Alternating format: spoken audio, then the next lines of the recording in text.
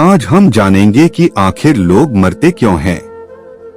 मृत्यु एक अटल सत्य है। इस दुनिया में जो भी जन्म लेता है एक ना एक दिन उसका अंत जरूर होता है।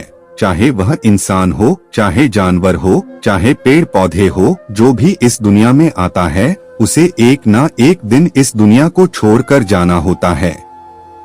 लेकिन अब हमारे मन में प्रश्न उठता है कि आखिर हमें इस दुनिया को छोड़कर क्यों जाना पड़ता है। आखिर हम क्यों मरते हैं? ऐसा क्यों नहीं होता कि हम अमर हो जाएं और सारी जिंदगी अपना जीवन जीते रहे।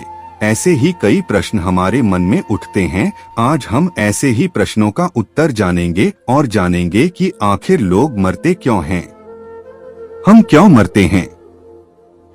ऐसा माना जाता है कि ईश्वर ने सभी के लिए जीवन जीने के लिए एक निश्चित समय सीमा तय की है और जब ईश्वर के द्वारा तय की गई समय सीमा पूरी हो जाती है तो इसके पश्चात हमारी मृत्यु हो जाती है। मृत्यु को कोई नहीं रोक सकता। हर एक व्यक्ति को कभी ना कभी मरना ही पड़ता है।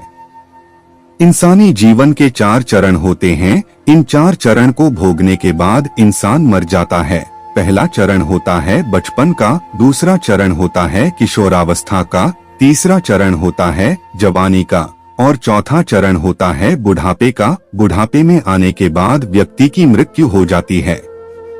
यदि हम वैज्ञानिकों की माने तो जन्म लेने के साथ ही धीरे धीरे हमारा शरीर पुराने होने लगता है। हमारी हड्डियां, त्वचा और शरीर की मांसपेशियां समय के साथ धीरे धीरे कमजोर होने लगती हैं।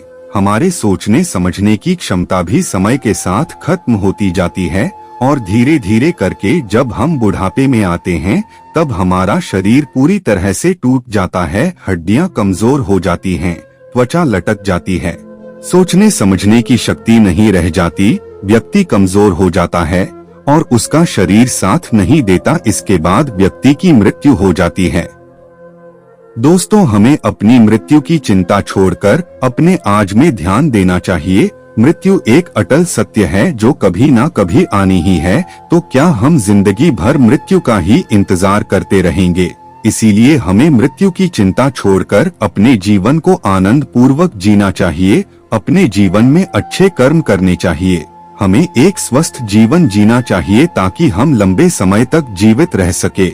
यदि हम मृत्यु की ही चिंता करते रह जाएंगे तो अपने जीवन को सही तरीके से नहीं जी पाएंगे। इसीलिए मृत्यु की चिंता छोड़ो और अपने जीवन को खुलकर जियो।